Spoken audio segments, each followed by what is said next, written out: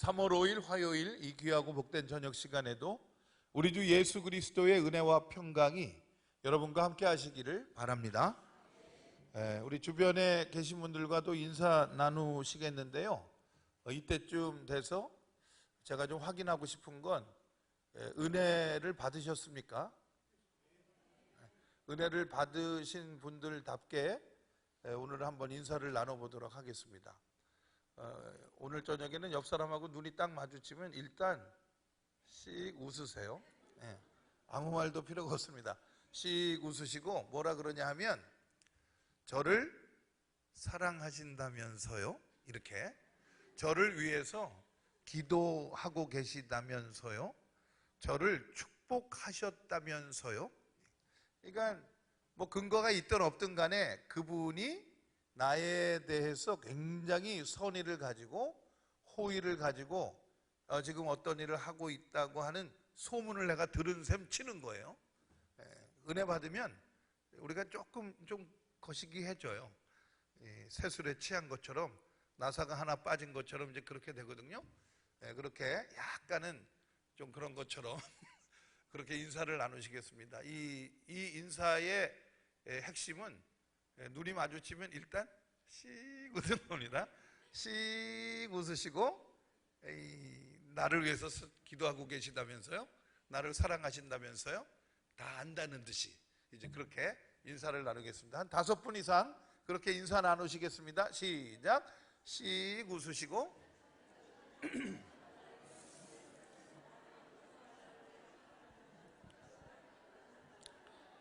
나를 사랑하신다면서요, 나를 축복하셨다면서요.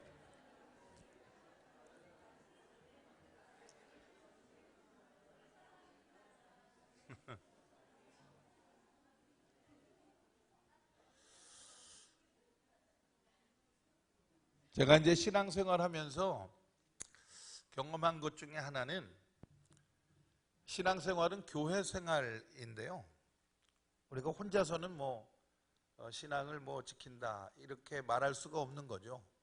우리들의 경건은 자기 만족용이 아니고 우리들의 경건은 이 공동체 생활 속에 하나님의 나라를 세워가는 겁니다. 그리스도의 몸을 세워가는 것이죠. 예수 그리스도는 참 어떻게 우리에게 이걸 기대하셨는지를 저는 지금도 잘 이해는 못하겠어요. 근데 하여튼 기대해 주셔서 이 죄악 세상 가운데서 여전히 죄악 속에 살던 우리들을 불러내시고, 그리고 우리를 의롭다고 여겨주셔서 은혜 안에서, 성령 안에서, 사랑 안에서, 사명 안에서 하나님의 그리스도의 몸을 이루게 하시고 우리가 그리스도가 된 거예요. 한 사람 한 사람 윤리적으로, 신앙적으로 우리가 냉정하게 평가를 하면 우리는 다 부족하죠.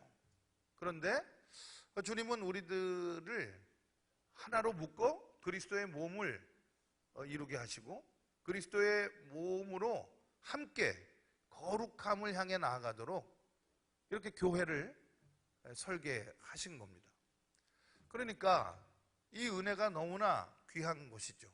그래서 우리는 이 교회 생활 속에 그리스도의 몸을 잘 세우기 위해 우리는 경건의 생활, 은혜 안의 생활을 해 나가는 겁니다. 내 생각 가지고는 안 되니까 말씀 붙드는 것이고, 내 능력 가지고 안 되니까 기도하는 것이고, 그리고 나도 역시 죄인이니까 용서하는 것이고 사랑하는 것이고, 예수 그리스도는 저 하늘 보좌를 버리고 이 낮고 낮은 땅에 우리를 구원하시려고 내려오셨잖아요. 우리가 주님을 믿잖아요. 그러니까 내려오신 주님을 믿으니 우리도 낮아져서 남 섬기는 종의 도를 따라가는 것이죠. 그렇게 살아갈 때 주님은 우리를 통해서 반드시 그리스도의 몸을 건강하게 일으키시고 그 지체된 우리 한 사람 한 사람도 복되게 하시고 거룩하게 하실 줄로 믿습니다. 신앙생활, 교회 생활인데 그 교회 생활을 경건으로부터 능력을 받아 아름답게 살아가시는 우리 춘천제일교회 모든 성도님들 되시기를 바랍니다. 저는 이용호 목사님 참 좋아합니다. 정말 참 좋은 친구 목사님이 있다. 근데 이제 이용호 목사님이 지금 이제 그 동부연의 감리교 신학대학 동문회 회장님이세요. 동문들 중에 제일 좋으신 분이에요. 이분은 제일하고 이름이 늘 연결돼요. 옛날에 원주 제1교회 계셨고, 문막 제1교회 계셨고, 화천 제1교회 계셨고, 춘천 제1교회 계세요. 할렐루야. 우리 박수 한번 하시죠. 네. 제일 좋은 목사님이 제일 좋은 교회에 계시는 겁니다. 네, 우리 교회는 그런 상징성을 가지고 있는 거거든요. 예수 그리스도를 중심으로 우리가 동심원을 만든 거예요. 원을 동그랗게. 그래서 각자가 예수 그리스도를 향해 가까이 나아가면 돼요. 그러면 우리도 저절로 가까워져요. 얼마만큼 가까워지느냐? 예수 그리스도를 향한 그 걸음, 예수 그리스도를 향한 진보의 제곱만큼 이웃들과 가까워지게 돼 있어요. 이 동심원이 그렇잖아요. 우리가 원의 중심을 향해서 나아가면 옆 사람하고 자연히 가까워져요. 원의 중심에 아주 거의 도착할 듯 하면 우리는 완전히 옆에 있는 분들하고 융화가 되어 있기 마련이죠. 그 원리를 쭉 지켜야 돼요. 우리가 예를 들어서 예수 그리스도께로 가까이 가지 않고 우리 주변에 있는 사람들과만 가까이 하면 우리는 이 사람과 가까이 해서 좋지만 다른 사람과 멀어지게 돼요. 그리고 예수님을 향해서는 전진을 못하게 돼요. 이거 굉장히 이거는 어리석은 일이죠. 교회는 예수 그리스도를 중심으로 동심원과 같은 겁니다.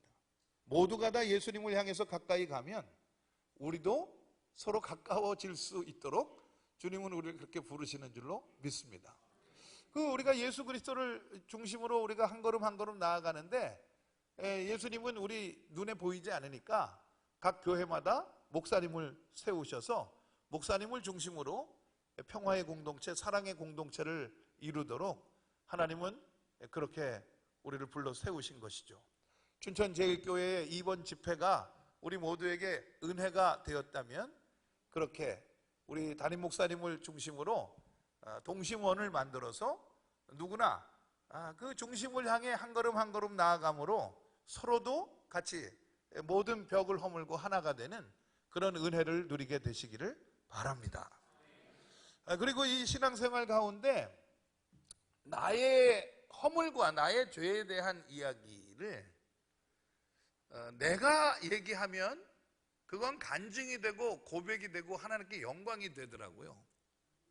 그런데 나의 허물과 죄에 대해서 남이 얘기하면 그거는 시비거리가 되고 싸움거리가 돼요. 그거는 하나님 영광을 가리는 일이 되더라고요. 그래서 그렇구나. 나의 허물을 남이 발견하게 될 거예요. 우리가 신앙생활이 교회 생활인데 우리는 어차피 그 허물과 죄가 드러날 수밖에 없잖아요. 그런데 나의 허물과 죄를 옆에 있는 사람들이, 이웃들이 발견해서 얘기를 해버리면 이게 죄가 돼요. 그러니까 죄가 되지 않도록 해야 되는데 죄가 되지 않도록 하는 방법은 두 가지가 가능할 겁니다. 첫째는 나의 죄와 허물이 드러나지 않도록 철저하게 비밀을 유지하는 방법이 있겠고, 그런데 이거는 아무리 해봐도 불가능한 일인 거죠. 주머니 속에 송곳이 들어가 있는 것처럼 우리들의 죄는 이리 삐쭉 저리 삐쭉 나오기 마련입니다. 그래서 이 교회 생활, 이 신앙생활은 교회 생활인데 나의 허물과 죄를 내가 얘기해 버리는 게 좋아요. 그러면 이것은 간증이 되고 이것은 하나님의 영광을 드러내는 일이 되고 이것은 다른 사람들을 죄짓지 않게 하는 일이 되고 이것은 평화가 되고 이것은 사랑이 되는 줄로 저는 믿습니다. 제가 이 설교자로서 저의 허물과 저의 잘못된 거 이런 것들을 얘기하면 성도님들 중에는 굉장히 긴장하는 분들이 계세요. 저 목사는 나쁜 새끼인가? 뭐 이런 생각을 하시는 경우들이 있더라고요. 근데 맞습니다. 전 죄인이에요, 저는요. 어떤 분이 어제 기도하시는데 귀한 목사님을 보내주셨다고 하는데 저 귀한 목사 아닙니다. 저희 아들 이름이 귀한이에요. 예. 저는 하는 일이 귀할 수는 있겠죠. 그런데 저의 본질이 귀하지는 않습니다. 그러니까 제가 하는 일이 귀한 거예요. 그건 뭐냐 하면 예수 그리스도의 복음을 증거하고 예수 그리스도의 은혜를 증거하고 그리고 그 은혜가 극대화되도록 저는 그저 저의 허물과 저의 연약함을 그저 같이 고백하는 거죠. 우리가 다 같은 거죠, 뭐. 믿음을 가지고 이 인생의 여정을 걸어가고 있는 겁니다. 저 천국의 소망을 향해 갈 때 천려 역정처럼 우리가 힘들고 어려운 일 많이 있겠지만 낙심하지 마시고 그 믿음의 달리기를 잘 달려가시는 저와 여러분들이 되시기를 바랍니다. 오늘 설교 제목이 공감이 되는 제목일 것 같습니다. 하마터면 죽을 뻔했다. 여기 남아있는 우리들은 살아있는 사람들인데 우리가 살다 보면 죽을 뻔한 위기들을 몇 번씩은 다 거치기 마련입니다. 저로 말씀드릴 것 같으면 저는 아예 태어나지도 못하고 죽을 뻔했던 입장이더라고요. 제가 이제 어린 시절에 병치레를 많이 했습니다. 그래서 이제 아플 때마다 저희 어머니가 막내야 미안하다. 나 때문에 네가 이렇게 몸이 약하다. 그런 말씀을 하시더라고요. 그래서 왜 그랬냐고 그러면 우리 어머니가 삼남일녀를 낳으셨어요. 삼남일녀. 그게 전부인 줄 알면 오해입니다.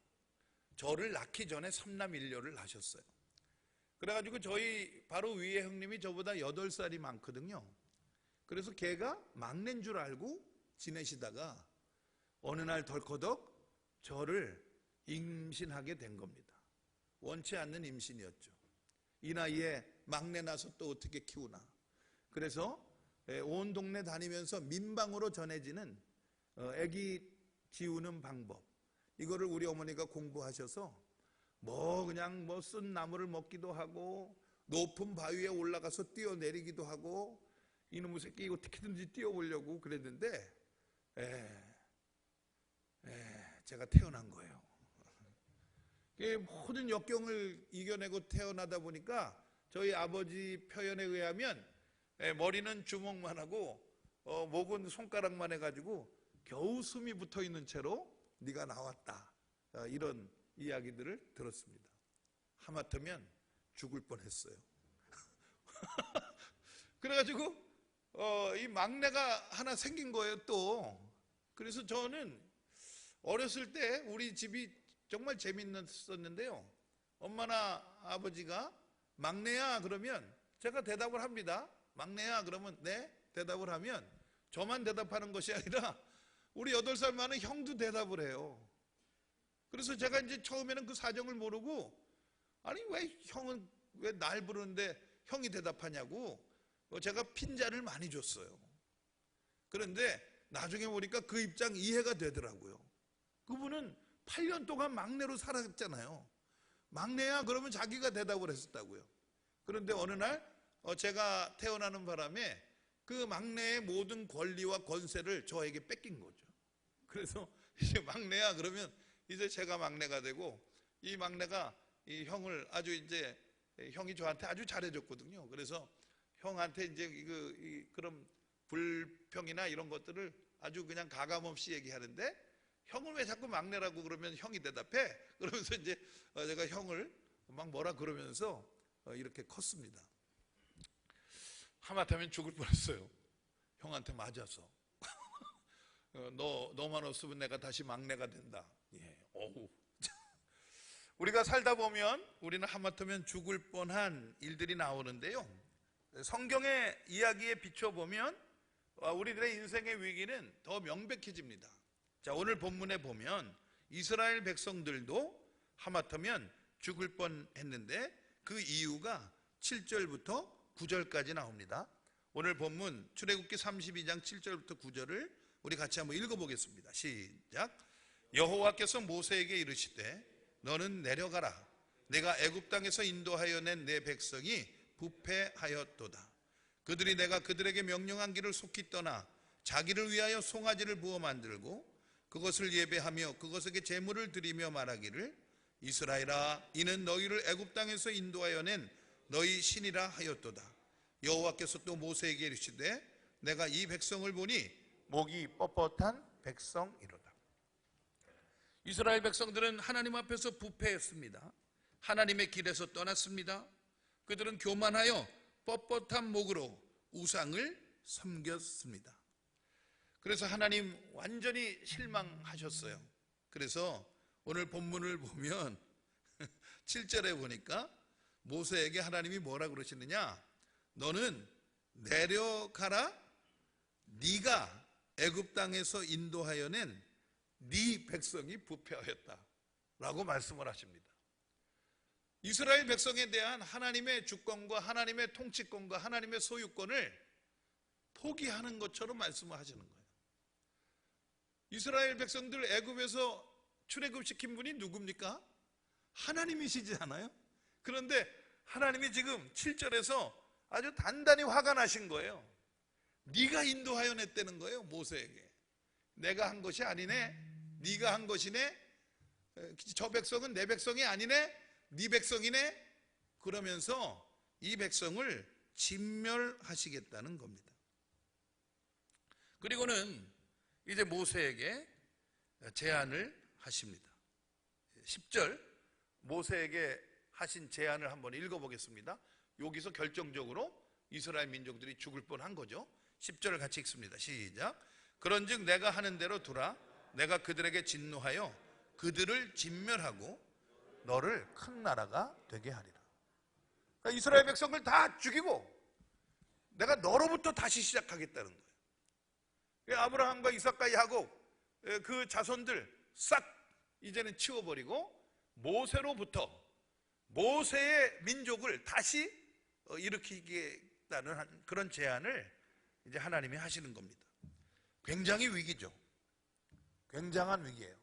이스라엘 백성들은 지금 하마터면 죽을 뻔한 위기였으나 오늘 우리가 성경을 읽어보면 끝에 가서 우리 주님은 뜻을 돌이키사 그 벌을 이스라엘 백성에게 내리지 않게 되십니다. 하마터면 죽을 뻔했는데 이들이 살아난 이유가 오늘 본문에 3가지 정도 이게 숨겨져 있습니다. 그것을 우리가 함께 이제 나누려고 하는데 성경의 이야기는 우리들의 이야기를 반영하죠. 그래서 우리가 여기 지금 살아 있는 것은 그 뜻이 있을 거예요. 지금 본문에 나타난 이스라엘 백성이 하마터면 죽을 뻔했다가 살아난 이유와 우리들의 인생이 하마터면 죽을 뻔했으나 지금 살아있는 이유를 우리는 이게 비슷한 거구나 하는 것을 알게 될 것입니다. 하마터면 죽을 뻔한 입장, 모든 인생이 거기서 자유로울 수가 없습니다.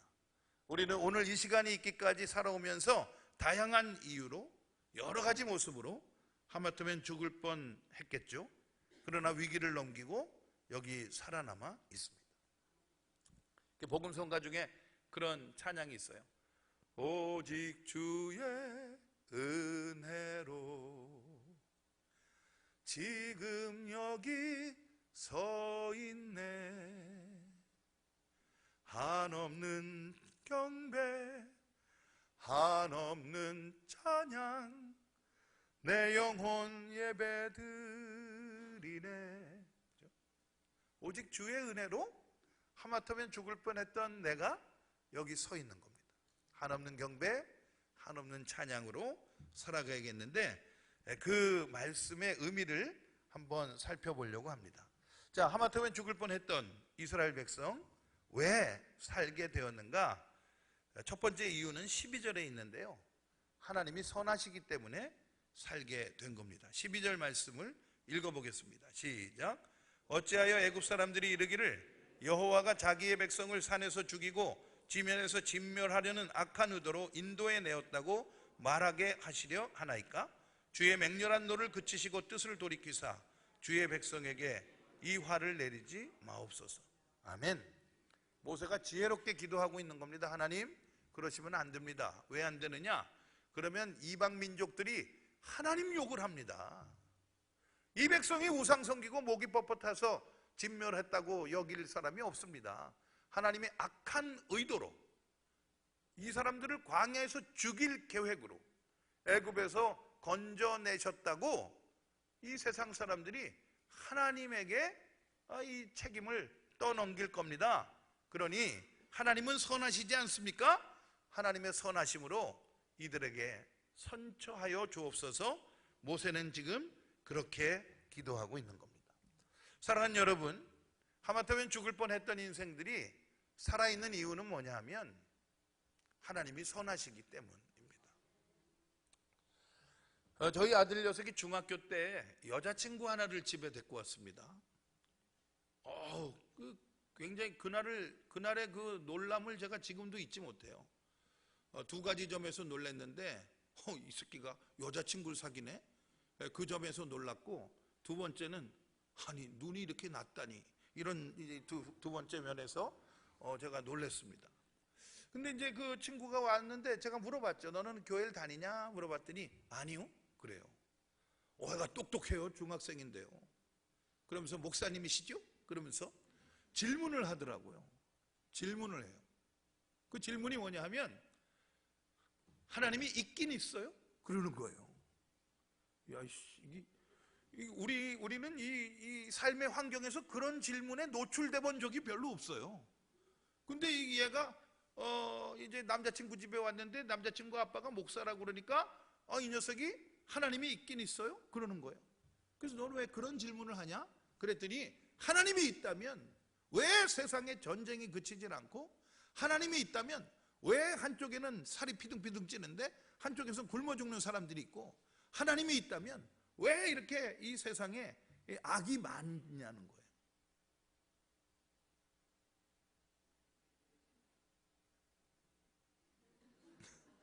그래서 제가 그 녀석 질문에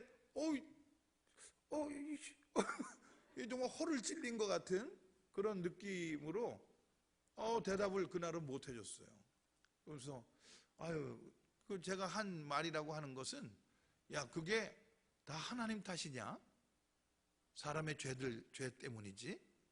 그리고는 이제 그 녀석 이제 격려하고, 그리고는 이제 하여튼 자꾸 얘네들이 문을 닫고 뭘 하려고 그래서 우리는 자꾸 문을 열고 이제 그러려고 이제 하고 있다가 이제 애가 갔습니다. 여러분들 생각은 어떠십니까? 하나님이 계시다면 왜 전쟁이 있고 굶어 죽는 사람이 있고 왜 범죄가 그치질 않고 악이 그치질 않는 겁니까? 하나님이 있긴 있는 겁니까? 이 질문에 대해서 여러분들은 어떻게 대답하시겠습니까? 제가 그 대답을 속초에 이사 와서 살면서 그 대답을 분명하게 이제 하게 됐어요. 속초에 와 보니까 우리 교회가 뷰가 좋잖아요. 우리 속초감리교회는 바다를 쫙 바라보도록 이렇게 높은 언덕에 있습니다. 그래서 이 겨울철, 그러니까 10월 하순부터 한 4월까지, 그 정도까지는 일출을 볼 수가 있어요. 이 해가 겨울에는 남쪽으로 치우치다가 또 여름에는 북쪽으로 올라갔다가 이렇게 하면서 이렇게 일출을 하거든요. 그래서 이제 일출을 우리 교회 마당에서 이제 겨울철에는 볼 수가 있는데, 이 일출이 물에서 나오는 일출이 있습니다. 춘천 사람들은 뭐 거기에 대해서 이제 감각이 없으신 거예요.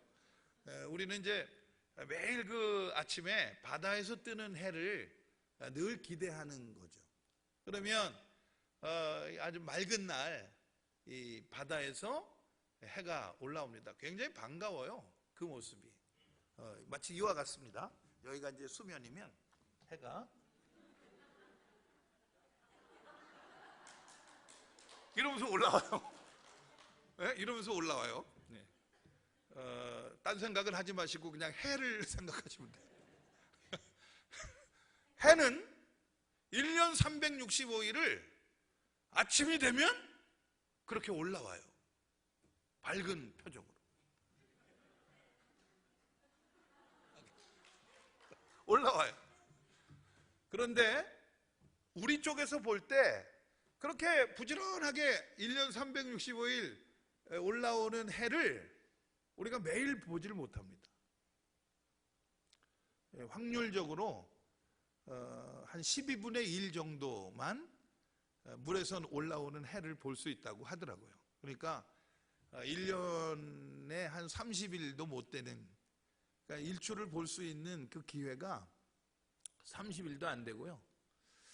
그리고 이제 제가 똑같은 이유로 월출, 달이 뜨는 거를 좀 보려고 그러는데, 이때까지 달이 뜨는 것은 보름달이 참 이제 나오는 그 모습은 아직까지 한 번도 그 타이밍을 재질 못해가지고 아직은 못 봤습니다. 그러나 이제 제가 제 입장에서 월출을 못 보지만 달도 매일 뜨는 거고요. 동쪽에서 떴다가 서쪽으로 지고, 해도 동쪽에서 떴다가 서쪽으로 지는 겁니다. 안 보이는 날은 왜 안 보이냐 하면 구름이 끼기 때문에 그래요. 구름이 끼고, 그러니까 우리 속초 앞바다는 맑은 날씨이지만 독도 쪽이 구름이 많이 끼면 안 보이는 거예요. 독도 쪽은 날씨가 맑지만 우리 속초 앞바다가 구름이 껴 있으면 역시 안 보이는 거예요. 그러니까 우리 교회에서 물에서 나오는 해를 본다는 것은요, 그 수평선 너머까지 일단 구름이 하나도 없어야 돼요. 그러면 일출을 보는 겁니다. 그러니까 제 아들 녀석의 그 여자친구애가 질문했던, 전 여자친구죠. 너무나 감사하게도 전 여자친구가 그 질문했던 있긴 있어요에 대해서 있긴 있는 거예요. 하나님이 계세요. 선하신 하나님이 계신데 그 선하신 하나님을 가리우는, 선하신 하나님의 그 선하심을 가리우는 세상에 죄가 많은 거예요. 구름이 많이 끼면 해가 안 보이는 것처럼, 해가 안 보이지만 해는 뜨고 있거든요. 금년 1월 1일에는 일출을 보려고 왔던 분들이 해가 뜨는지, 해가 어디 있는지 이게 훤해지고 나서 들고 갔어요. 이제까지 매년 1월 1일 날 일출을 보는 관광객들이 저희 교회 마당에 쫙 모이거든요. 그러면 이제 우리가 컵라면도 끓여드리고 오뎅도 끓여드리고 그렇게 이제 그분들을 이제 섬깁니다. 그런데 하여튼 금년에는 아무도 어떻게 기미도 알아채지 못하고 갔습니다. 해책임이 아니고 구름 탓입니다. 그러니까 이 세상에 전쟁이 있고, 이 세상에 기근이 있고, 이 세상에 계속 죄악이 있는 이유는 하나님 책임이 아닙니다. 우리들의 죄 때문이죠. 그걸 우리 애가 중학교 때 내가 대답을 할 수 있었어야 됐는데, 꼭 좋은 생각은 그 일이 지나면 생각나요. 그 사람하고 그때 그 얘기를 해줬어야 되는데 집에 오면 그게 생각이 나요. 그죠? 그래서 이제 이 말씀을 드리는 거예요. 하나님은 선하신 겁니다. 하나님이 선하시기 때문에 우리가 살고 있는 거예요. 하나님이 악하셨다면 우리는 다 국물도 없죠. 국물도 없죠. 하나님이 선하시니까 우리가 살아있는 거고, 오늘 성경에 있는 이 말씀, 이스라엘 백성들도 하마터면 죽을 뻔했는데 하나님이 선하시니까 살게 된 겁니다. 예레미야 29장 11절 말씀 아십니까? 여호와의 말씀이니라. 너희를 향한 내 생각을 내가 아나니 평안이요 재앙이 아니니라. 너희에게 미래와 희망을 주려는 것이니라. 하나님은 선하신 분이세요. 우리에게 미래와 희망을 주시려는 분이세요. 그런데 왜 우리가 미래를 생각하면 앞이 캄캄하고 이렇게 소망이 옅어지느냐? 그거는 하나님 탓이 아니죠. 우리들의 죄 때문입니다.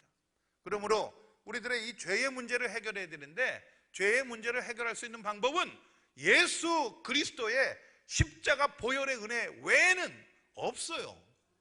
그 보혈의 은혜를 믿어야만 우리들의 죄의 문제가 해결이 되고, 우리들은 선하신 하나님께서 우리에게 베푸시는 선하신 뜻 가운데 선한 모습으로 살게 될 줄로 믿습니다. 하마터면 죽을 뻔했던 우리들 여전히 지금 살아있는 이유는 하나님의 선하심 때문이고요.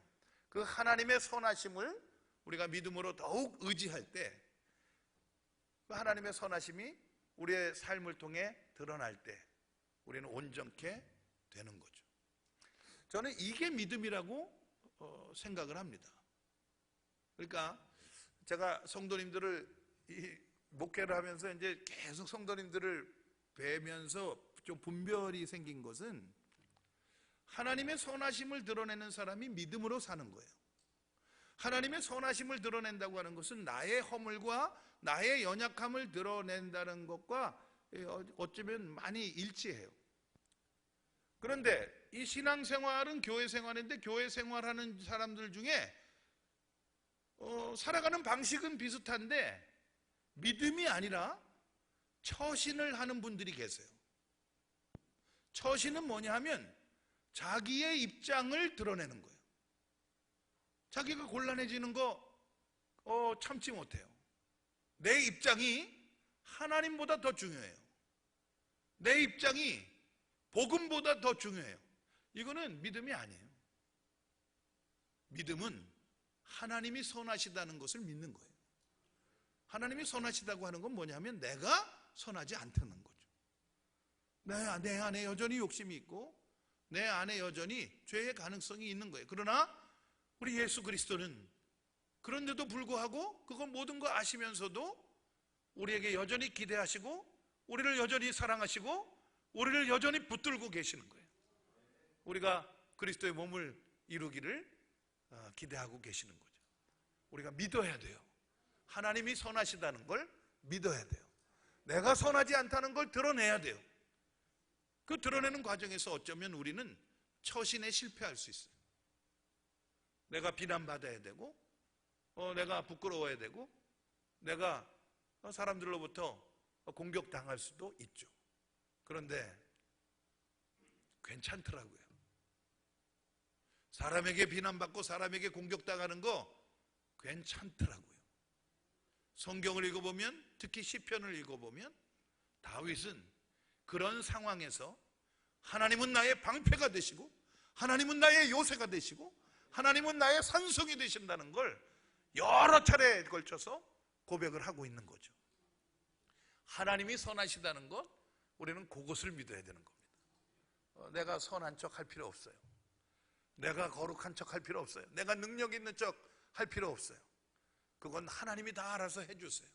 능력이 하나님께 있고 선하심이 하나님께 있고 사랑이 하나님께 있는 거예요.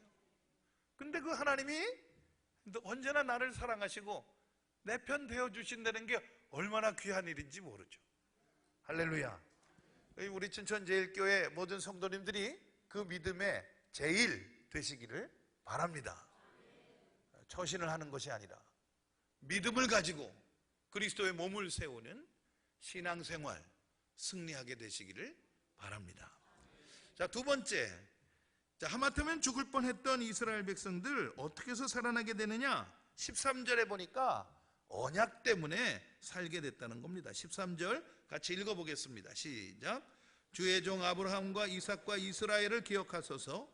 주께서 그들을 위하여 주를 가리켜 맹세하여 이르시기를 내가 너희의 자손을 하늘의 별처럼 많게 하고 내가 허락한 이 온 땅을 너희의 자손에게 주어 영원한 기업이 되게 하리라 하셨나이다.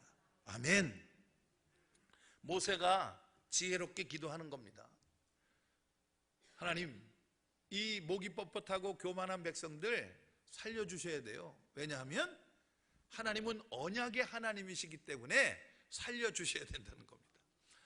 여러분, 이제 이 언약, 이거는 이제 영어로는 커버넌트라고 하는데 이것은 우리끼리 하는 약속과 조금 차이가 있습니다. 우리끼리 하는 약속과 하나님과 우리 사이에 맺은 언약, 똑같은 약속인데 이게 다르기 때문에 우리는 언약이라고 불러요. 우리끼리 한 약속은 어떤 식이냐 하면 약속의 당사자가 갑, 을 이렇게 있겠죠. 갑과 을이 약속을 합니다. 신랑과 신부가 약속을 합니다. 교회와 성도가 약속을 합니다.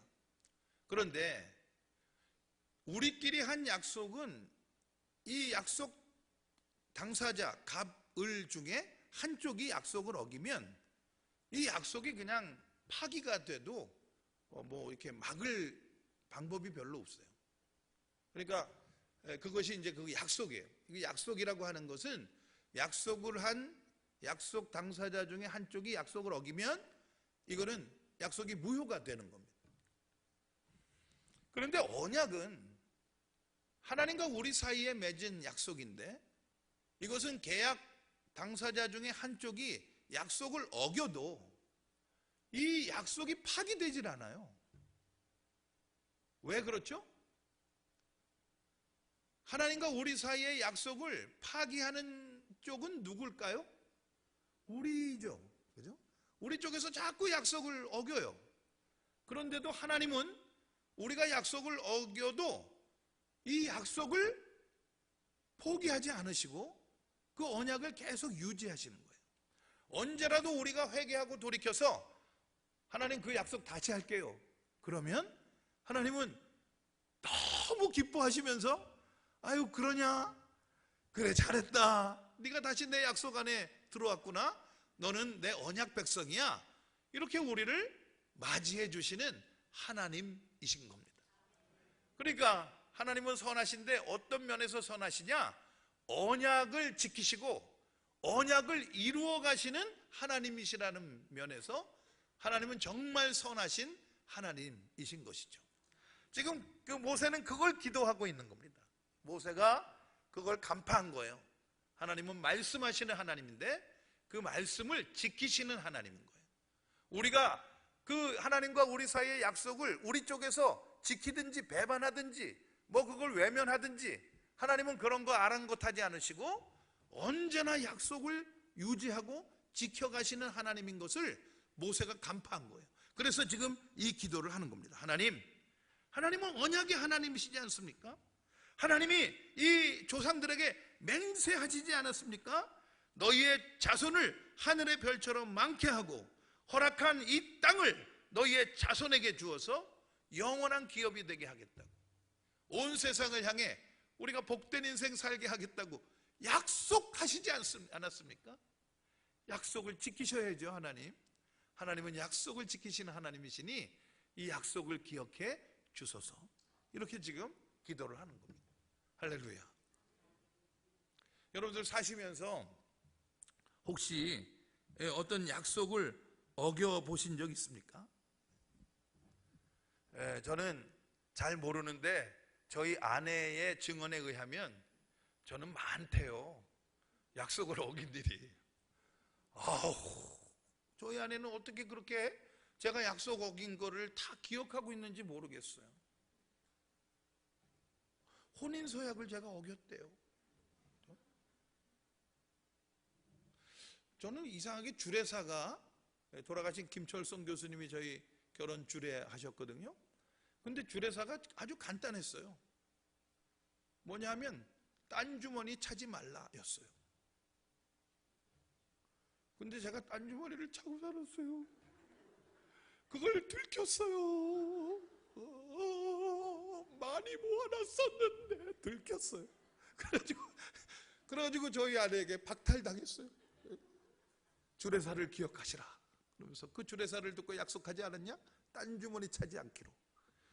30만 원도 넘게 모아놨었는데 그 어느 날 그걸 발각돼가지고 다 털렸습니다. 그러면 이제 그 얘기를 평생을 울고먹어요. 평생 약속을 어긴 인간 같으니라고 이러면서. 여러분들은 어떠세요? 약속을 어겨보신 적이 있습니까? 사람들 사이에서 약속을 어겼을 때 그 약속을 회복하는 일이 얼마나 어려운지를 혹시 경험해 보셨습니까? 요즘 우리가 사는 사회는 신용사회거든요. 제가 옛날에 은행에 근무한 적이 있는데 은행에 입행할 때 저희 때만 해도 그 연대보증인을 2분을 세워야 되는 거예요.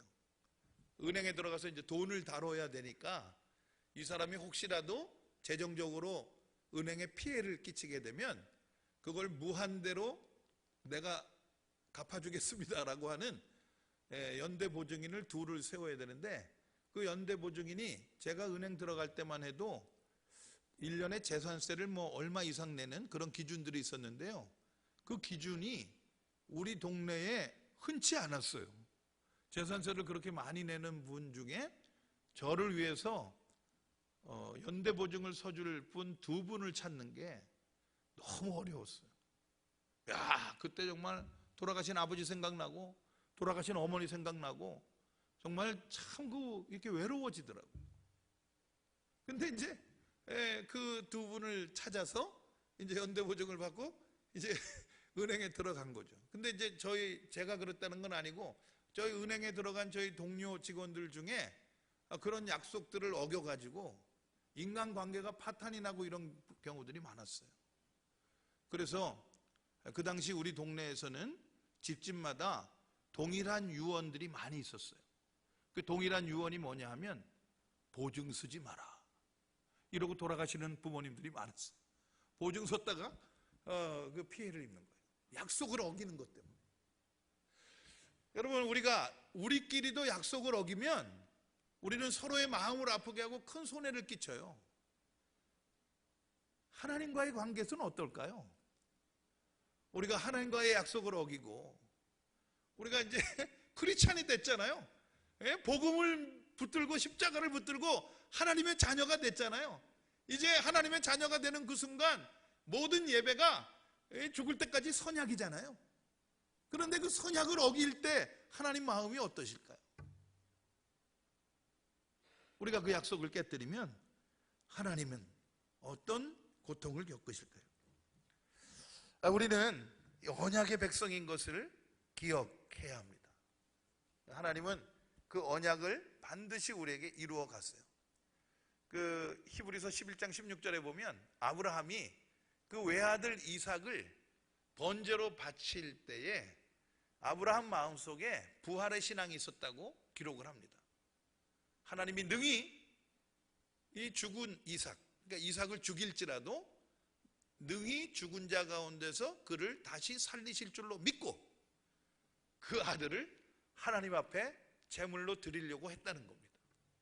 그 하나님이 그 언약을 철저하게 믿는 아브라함의 그 믿음을 의로 여기시고 그에게 축복하시는 거죠.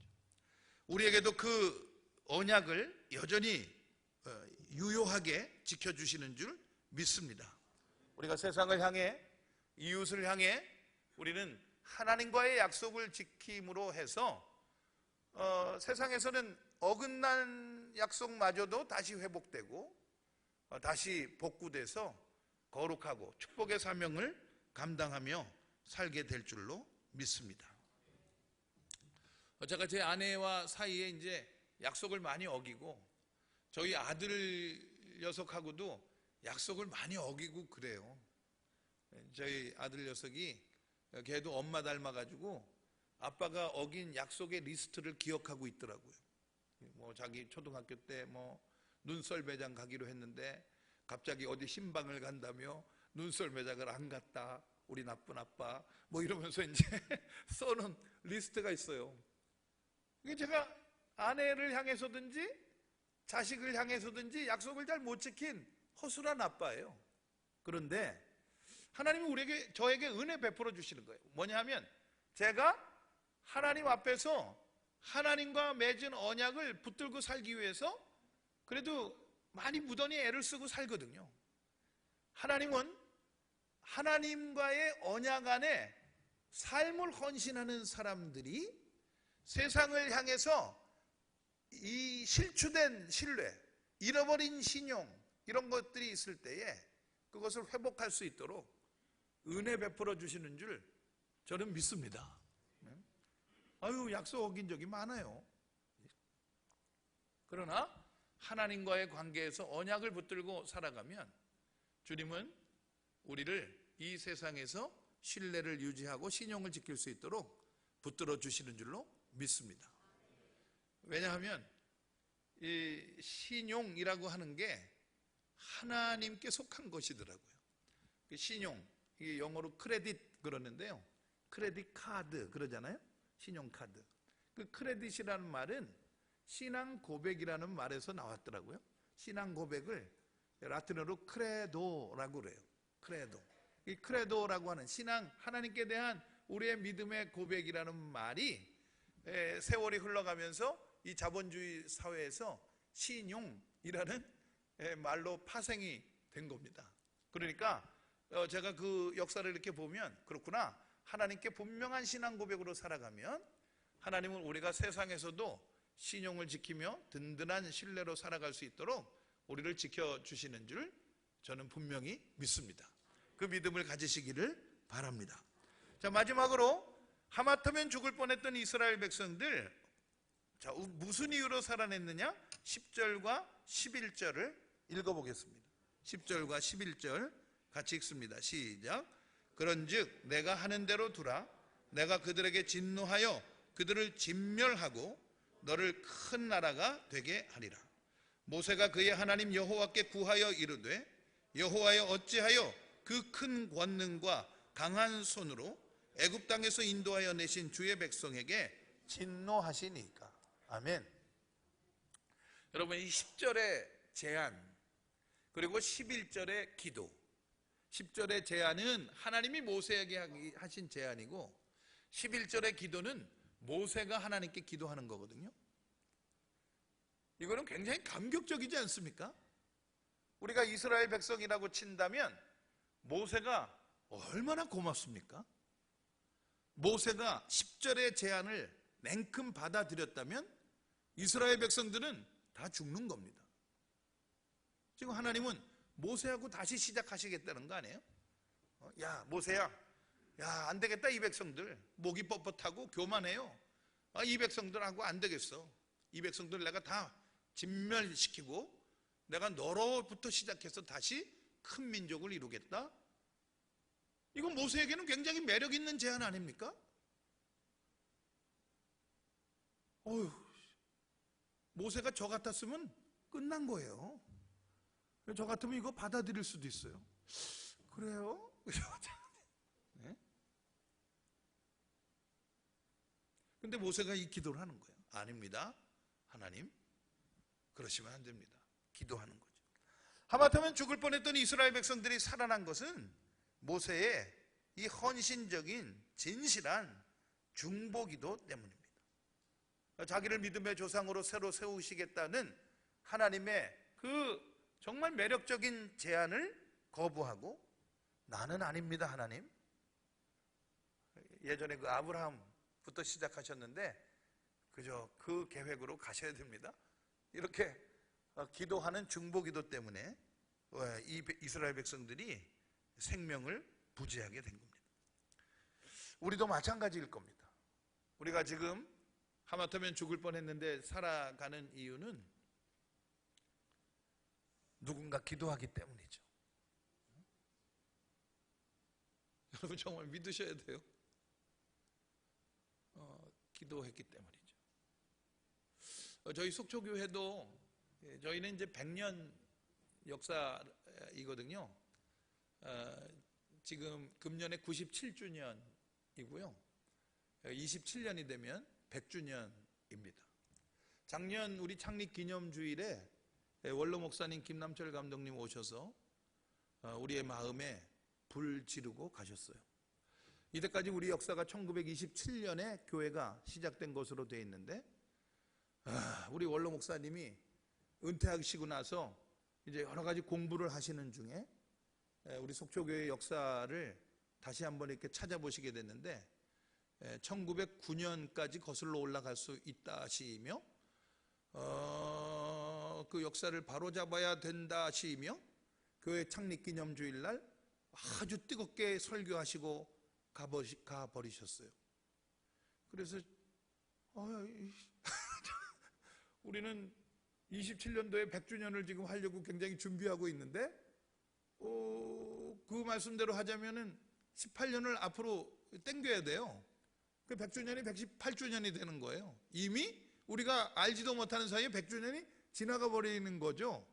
그래서 이제 우리 장로님들하고 일단 100주년까지는 하고 그 100주년 지난 이듬해쯤에 119주년이라고 합시다. 이렇게 하려고 지금 작전을 세우고 있습니다. 그 100주년은 챙기고 가잖아요. 그러니까 우리가 이제 우리 교회가 100주년을 지내다 보면 그 뭐 우리 교회도 여러 가지 이제 부침을 겪었고 아픈 상처들이 있는 거죠. 우리 권사님들 중에, 장로님들 중에 저에게 그런 말씀 하시는 분들이 예전에 많았어요. 목사님, 제가요 웃는 게 아니에요. 목사님, 제가요 정말 장로가 돼가지고 가슴에 멍든 게 많아요. 제가요 권사가 돼가지고요 가슴에 상처가 많아요. 그런 분들이 참 많이 계셔요. 100년이 됐으니까. 제가 이제 부목사로 섬겼던 교회도 역사가 깊은 교회입니다. 그 교회는 1888년 설립된 교회거든요. 그러니까 제가 부목사로 섬길 때 110주년이었어요. 근데 그 110주년인 교회에 상처들이 많아요. 우리가 이제 어떤 그 사회 봉사하는 사역을 하고 있었는데, 서초동에 있는 장로교회 큰 교회에서 우리의 그 사회복지 시스템을 배운다고 담당 목사님이 그러니까 정기적으로 몇 달 동안 이렇게 오셨었어요. 그 제가 질문했어요. 아니, 우리가 이렇게 통계적으로 보면 당신들 교회가 우리보다 훨씬 사회복지를 잘하고 있는데 왜 우리한테 와서 배우시는 겁니까? 제가 질문을 했어요. 그랬더니 그 담당 목사님이 그 정말 지혜로운 대답을 하시더라고요. 자기 교회는 이제 역사가 30년도 안 됐대요. 근데 이 교회는 110년이 넘었지 않느냐. 그러니까 그 역사를 자기들은 배우기 원한다는 거예요. 그러니까 우리 교회도 50년이 되고 100년이 되면 또 이런 어려움들이 생길 텐데, 그럼에도 불구하고 지역사회 봉사의 사명을 감당하는 이걸 자기들이 배우기 원한다. 그리고 제가 그때 아주 굉장히 감명을 받은 적이 있는데, 우리가 신앙생활한 역사만큼 우리는 어쩌면 많은 아픔들을 가지고 살아갈 겁니다.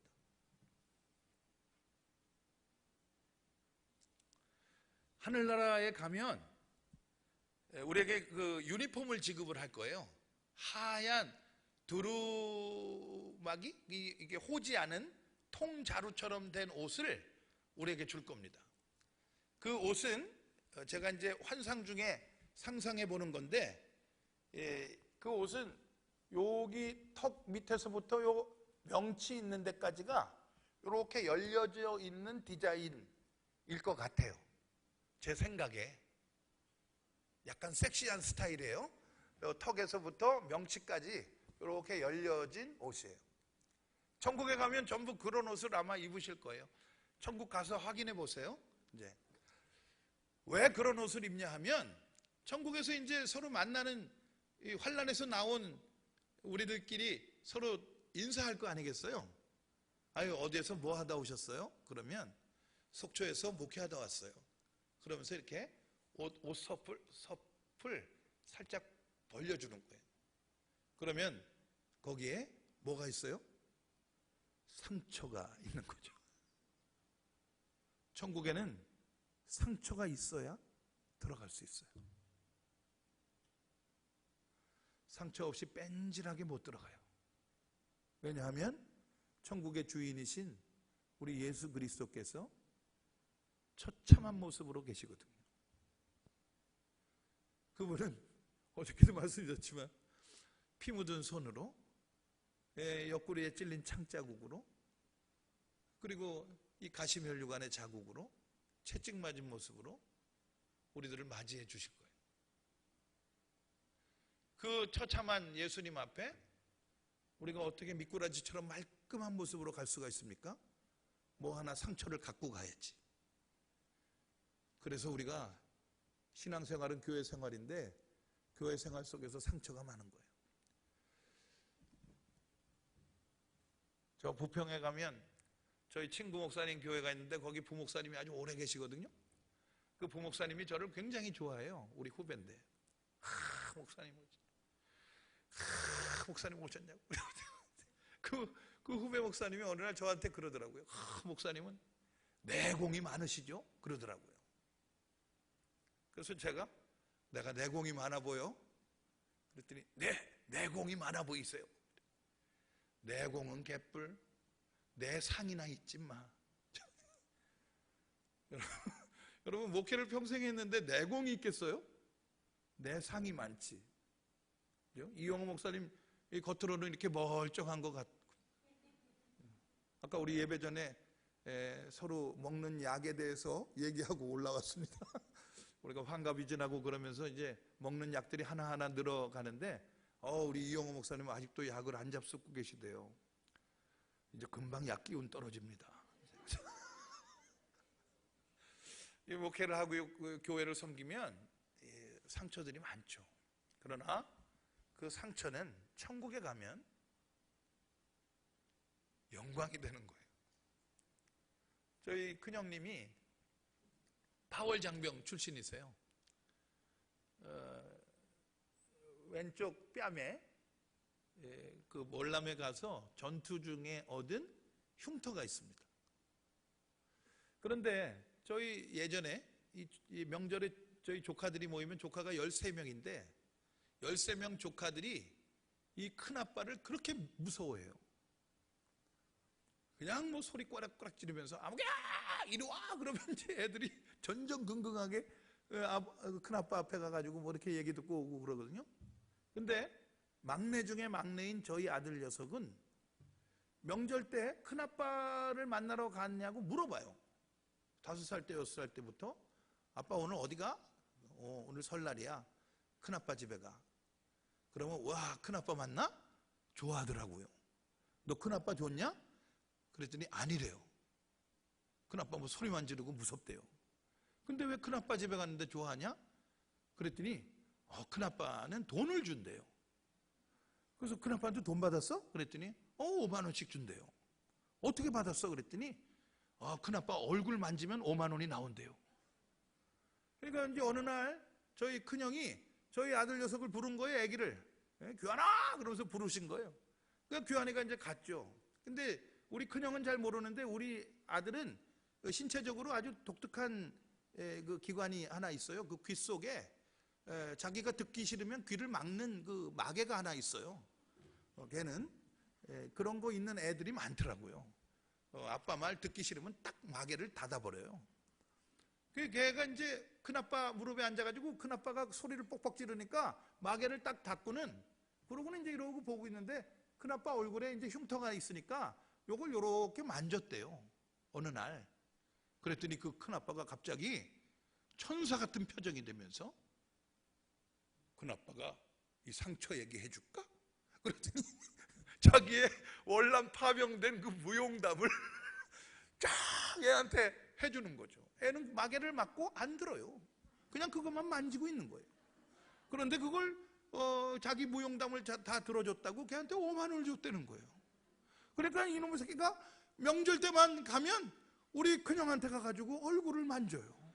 만지면 돈이 나와요. 여러분 우리들도 그 상처 입었을 때 우리 형이 얼마나 놀랬겠어요. 우리 아버지는요 월남 갈 뻔했어요. 큰아들 죽을지도 모른다고. 그런데 그 당시는 우리의 가슴을 철렁하게 만드는 상처였는데요, 시간이 지나니까 그게 무용담이 돼요. 자랑이 돼요. 천국에서도 그러지 않겠습니까?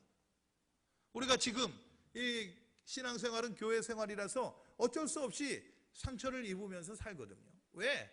우리가 다 가치가 놓쳐 있잖아요. 우리가 다 거칠잖아요. 의롭다고 인정은 받았으나 여전히 우리 가운데 죄가 있잖아요. 그래서 나를 또 이웃을 아프게 할 때가 많죠. 그런데 그 모든 거 하나님과의 언약을 기억하고 우리가 그걸 지켜나가는 거죠. 그냥 속상하지만 속회를 이끌어가고, 정말 힘들지만 선교회를 이끌어가고, 정말 마음이 아플 때가 많지만 그러나 또 장로의 직임을, 권사의 직임을 우리가 감당하고 가는 거죠. 천국에 가면 그 모든 것이 이제는 이 영광이 돼요. 어디에서 오셨어요? 춘천에서 장로하다 왔어요. 어디에서 오셨어요? 속초에서 목회하다 왔어요. 아유, 상처가 있으시군요. 여기서 편히 쉬시고 우리 주님 만나시면 주님이 어루만져 주실 거예요. 큰 상급 주실 거예요. 우리가 서로 그렇게 격려하며 천국에 들어가게 될 줄로 저는 믿습니다. 우리가 바라는 것이 다만 이 세상의 삶뿐이라면 우리는 가장 불쌍한 사람들이겠죠. 그러나 우리에게는 저 영생의 소망이 있지 않습니까? 이 땅에서의 철로 역정과 같은 여정을 다 마치면 우리가 천국에 가게 될 텐데, 그 천국은 어떤 곳이냐? 상처 입은 사람들끼리 상처의 추억을 즐겁게 얘기하는 곳이에요. 조폭들하고는 좀 다릅니다. 거기는 그런 곳이에요. 그러니까 우리가 그 믿음을 가지고 살아가야 하는 것이죠. 서로 상처가 있고 서로 연약하기 때문에 우리에게 꼭 필요한 것이 뭐냐? 서로를 위해서 기도하는 겁니다. 우리 춘천제일교회 모든 성도님들이 우리 목사님 위해서 여전히 기도 많이 하고 계시는 줄로 믿습니다. 그 기도를 쉬시면 안 돼요. 계속 기도하셔야 돼요. 장로님들 위해서 계속 기도하셔야 돼요. 그 멍에와 십자가가 이게 가벼운 게 아닙니다. 그걸 위해 우리가 서로 기도해야 돼요. 아까 우리가 설교 시작할 때 서로 씩 웃으면서 했던 말이 빈말이 되지 않아야 돼요. 나를 위해서 기도하고 계시다면서요? 나를 사랑하셨다면서요? 나를 축복하셨다면서요? 나에 대해서 좋은 말 하셨다면서요? 우리가 그렇게 살아가야 돼요. 그렇게 살아갈 때 우리 한 사람 한 사람은 부족할지라도, 여전히 허물이 있을지라도, 여전히 연약할지라도 주님은 우리 한 사람 한 사람을 성령의 은혜 가운데 묶으셔서 세상을 향해 그리스도의 영광으로 드러날 수 있도록 우리에게 복 내려 주실 줄로 믿습니다. 그 은혜 넉넉히 누리는 우리 춘천제일교회 모든 성도님들 되시기를 바랍니다. 우리가 하마터면 죽을 뻔했는데 살았잖아요. 그러니까 이제는 그렇게 힘있게 살아가야죠. 이 생명의 은혜를 기쁘게 여기시면서 힘있게 살아가는 우리 모두가 되시기를 주님의 이름으로 축원을 드립니다.